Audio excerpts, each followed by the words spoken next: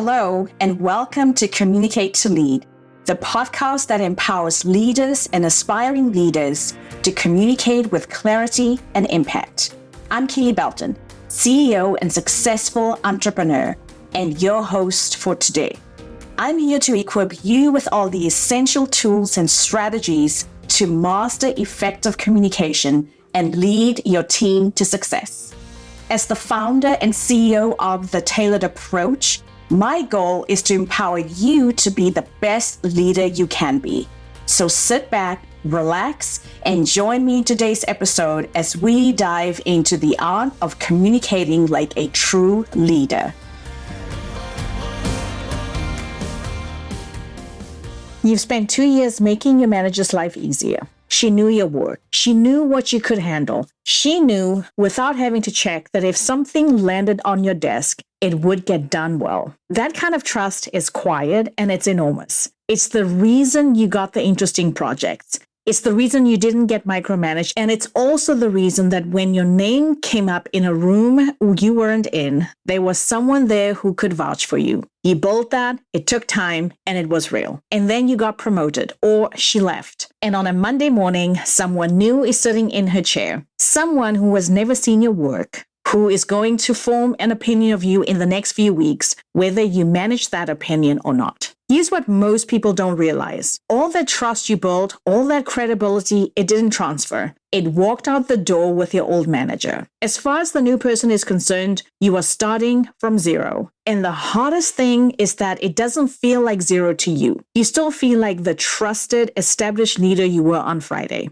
So you keep operating as if the credit is still in the account, and it takes months to notice the account was reset without anyone ever telling you. The good news is that zero is not a bad place to start, my friend, if you know what to do with the first 30 days. That is what this episode is all about. Welcome back to Communicate to Lead. I'm Kele Belton, and this is your Thursday deep dive. If you've been with me this month, you'll notice these episodes connect. We talked about how to ask for what you're worth. We talked about what to do when you get passed over for promotion. And today is the third situation where your visibility is on the line, and it's one almost everyone will face. A new manager takes over, and everything you build with the last one is reset. Reorganizations, promotions, people move on. It's happening everywhere right now as companies set up for the end of the year. And when it happens, the women who come through it well aren't the ones who keep their heads down and wait to be discovered. They are the ones who take the first 30 days seriously and make themselves known on purpose. Yes, you heard that right. They make themselves known on purpose. Here's why this one is hard. Harder in some ways than the negotiation or the passed over conversation. Because in those, you knew you had to act.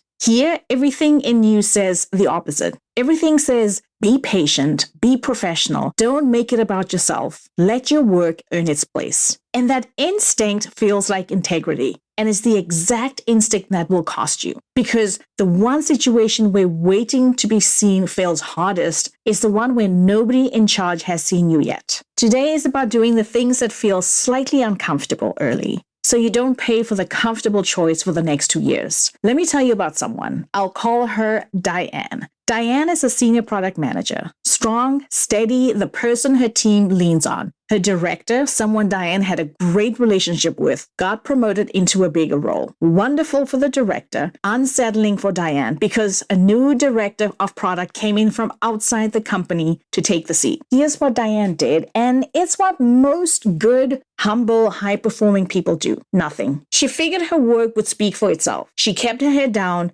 kept delivering, and let the new director notice her quality of work over time. She didn't want to seem like she was campaigning. She didn't want to look needy or political, so she waited to be seen. And I want to be fair to Diane here because her instinct came from a good place. She built her reputation on substance, not self-promotion. Letting the work speak had worked for her for many years. What she didn't account for was that it only works because someone above her already knew the work was hers. Strip that away, put a stranger in the chair, and letting the work speak stops being humility. It starts making you invisible. 3 months later, the new director assigned a stretch project, the kind of high visibility career making project Diane was perfect for, to someone else. Someone who was intentional about their visibility. Someone who had made sure the director knew who they were in week 1. And here's the part that stung the most. The person who got it wasn't more capable than Diane. Diane could have done that in her sleep. He was known and she wasn't. The director wasn't being unfair. She was handing an important project to the person she felt she could trust.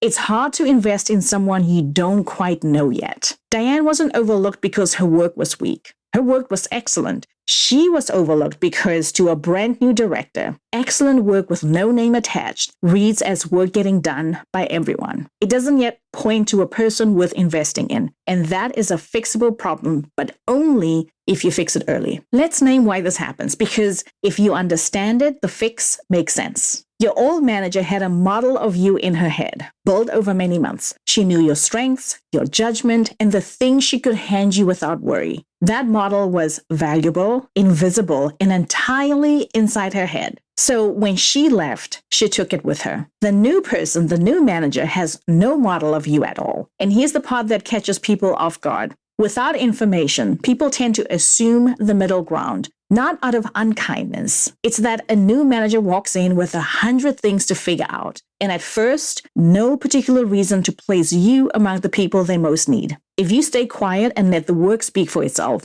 you're betting that a distracted, overloaded new person will accurately reconstruct on their own a picture that took your last manager years to build. Think about what the new manager is doing in those first weeks. They are triaging, they're trying to figure out fast who they can rely on, who needs managing, and who's going to be a problem. They are making rapid, rough judgments because they have to, because they can't deeply know 12 people all at once. And those rough early judgments are sticky. They harden into the story your manager tells about you. And once that story is set, it's so much harder to revise than it was to write in the first place. The question isn't whether the new manager will form an impression of you in the first place. They will, guaranteed, with or without your input. The only question is whether you will help write it or leave it to a stranger's best guess while they are overwhelmed and dealing with 1,000 different things. Left to chance, a quiet high performer often gets filed as reliable but unremarkable, competent rather than someone they can't do without. And that filing determines which projects you get, which rooms you're invited into, and whether your name comes up when good opportunities come along. That's not humility. That's a gamble, and the odds are not with you. So we're not going to leave it to chance. The single most important thing you can do in the first 30 days is to have one real conversation with your manager. Not a quick hello in the hallway. I'm talking about a scheduled, intentional 30-minute conversation that you request, and how you run it makes all the difference. Most people either avoid this conversation entirely or walk in and do it badly, making it about themselves in a way that reads like a sales pitch. You're going to do something different. You are going to make it about helping your new manager succeed and let your value become obvious in the process. So start by asking for the time in an easy, unforced way. Frame it as help for them, not a request for their attention. The core is one short sentence. I'd like 30 minutes to help you get up to speed on my work. That's it. You're offering to make their job easier. And a new manager with 100 unknowns in front of them is often grateful for that. Then in the conversation itself, you lead with them, not with you. You invite them to tell you what would be most helpful, and you offer them a quick insider's view of your area. Something as simple as, tell me what would be most useful to understand, and I will walk you through it, can often do the trick. With one short offer, you become the person who saves them weeks of figuring it out alone. That is worth more than any list of your accomplishments. Now, here's where your value shines without you selling it. As you walk them through your area or your work or your projects, frame it around what you own and what you've solved. Not a resume, a map. Instead of listing your accomplishments, name the 2 or 3 things in your area that could cause problems and mention how you're already addressing them or how you plan to. You can close with one short sentence. You'll never have to worry about those. That sentence communicates that you are competent, proactive, and already solving problems before they reach her. And notice, you don't have to tell her you're good at your job. You are demonstrating that by the work that you're doing. The difference between a resume and a map is worth sitting with. A resume says, here's how good I am. Please be impressed. It puts you in the position of asking for approval, and it makes the other person the judge. A map says, here's the territory I've got covered, so you don't have to worry about it. It puts you in the position of a peer handing over something useful. Same information about your competence, completely different power in the room. One asks to be rated, the other shows a leader already at work. That, my friend, is not self-promotion. That is generosity, and it lands as leadership. And then one question that matters most. Before you leave, ask them what success looks like for them in their first 90 days. That exact question is worth memorizing. And it sounds like this. What does success look like for you in your first 90 days here? Then you let them know you want to help make that happen. That single question does three things at once. One, it shows you think like a leader, not a doer. It gives you the information you need to add value to the specific person. And lastly, it aligns you with their success from day one, the fastest way to become someone they protect and promote. That's the conversation. You ask for it in a way that helps them. You lead with their needs. You make your competence visible through what you've solved, not what you claim. And you ask what winning looks like for them. 30 minutes,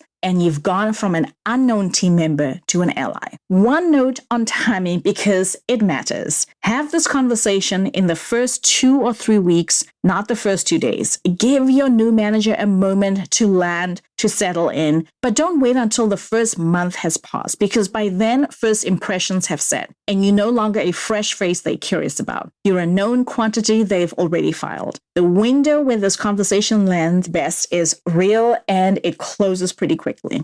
So here's one thing I want to highlight. Don't turn this into a session where you unload every concern about the department, every problem you inherited, every frustration with how things have been running. It's tempting, I'm sure, because you are thinking, finally, here's someone new who might fix the things that have bothered you for years. But to a new manager in week 2, a person who leads with complaints reads as a problem, not an asset. Give them the real picture of your work. Yes, lead with what you handle, not with what's broken. When Diane finally did this, months later than she should have, things started to shift. Over the following weeks, the director began pulling her into bigger conversations. Not because Diane had suddenly gotten better at her job. She was always excellent. She'd finally made that excellence visible to the one person who needed to see it. And the quiet lesson in that, the one I don't want you to miss, is that she lost nothing by being visible. The fear that stopped her, that she'd look political or self-serving, never showed up. It rarely does. That fear tends to cost so many women more opportunity than the thing they are afraid of ever would. Okay, here's something the first conversation doesn't cover, and it matters almost as much. A new manager doesn't form an opinion of you only from how you show up with them. They form it from how you show up with everyone else, and they form it faster that way because it feels less staged or less fake. In those first weeks, a new manager is quietly reading the room. She's looking at who has authority that isn't on the organizational chart, who the team turns to when something goes wrong, whose name comes up when other people describe how things are done. If you're the person your peers rely on, the person who makes cross-departmental things work, the new manager will notice, but only if that's visible in the moments they can see that. So in meetings your new manager attends, this is not the time to shrink. It may be tempting to go quiet and cautious as you try and figure out the new dynamic. I want to encourage you to resist that. Stay the steady, generous, and useful presence you've always been. When a peer is stuck, be the one who helps. When something's unclear, be the one who brings clarity. You're not performing for your manager. You are letting them see in real time, in real conditions, what your last manager came to know over time, that you're one of the people this place relies on. And be generous about your team. A new manager watches closely how you talk about the people who work with you. Speak about them with real credit and real belief, and you read as a leader. Throw them under the bus to make yourself look good? Well, my friend, you will read as someone who will do the same to your new manager the moment it's convenient. And that person is watching for that. So give your new manager the version worth trusting. Now that the first conversation opens the door and showing up well opens it wider. But neither one by itself carries you through the whole transition. And it's worth being clear about what this episode does and doesn't hand you. What comes after that first conversation is the real work. And it's different for every person and every manager. So your situation might look very different from someone else. There's learning to read what your new manager truly values. And sometimes that doesn't match what they say they value in that first meeting. There's the slower work of sustaining visibility over 90 days without becoming someone who's constantly in their office. And here's the hardest situation, the one Diane didn't face, but you might, where the new manager arrives with their own people, their own favorites from a previous team, and you're not starting at zero. You are starting behind. Each of those deserves a tailored strategy, and each depends entirely on your specific manager, your organization, and what you specifically want. That's not something I can hand you a formula on a podcast, and I wouldn't trust anyone who tries. Here's your one action from this episode. If you have a new manager or you're about to, don't wait. This week, send the message that asks for the conversation. Keep it simple. You're offering 30 minutes to help them get up to speed on your work. Get it on the calendar in the first 2 weeks while you're still a fresh face and not yet a fixed impression. And if your manager situation is stable right now, do something different instead. Here's what you can do. Ask yourself one question. If a new director walked in tomorrow, would they know within 2 weeks exactly why you're one of the people they can't afford to lose? If your answer isn't a confident yes, that's the work you need to start doing before the reorganization you can't predict makes it urgent. And if you're in the middle of a transition right now, if a new manager recently took over and you can feel your standing resetting, you want to do more than survive. That's exactly the work I do with my clients. A leadership strategy call is a free 30-minute conversation where we look at your actual situation, who your new manager is, what they seem to value, and how to make yourself someone they see as essential, and do it fast. Let's talk about where you are, where you want to go, and what it will take to get you there. You can grab the link in the show notes. Be sure to schedule your session. Next Thursday, I'm closing out the month with how to influence people who don't report to you. The peers, the other departments, the ones whose cooperation you need and whose work you can't assign. It's the skill that quietly stalls more good projects than anything else, and not many teach it. So I will. And that's a wrap for today's episode, my friend. Remember, a new manager isn't a threat to everything you've built. It's a chance to be seen in a new light by someone who gets to meet the leader you've become, but only if you make sure they meet the true you. Monday Momentum lands in a few days, and I'll be back next Thursday. Until next Monday, my friend, I am Kele, remind you that great communication is the foundation of inspiring leadership. Keep learning, keep growing, and remember to communicate to lead.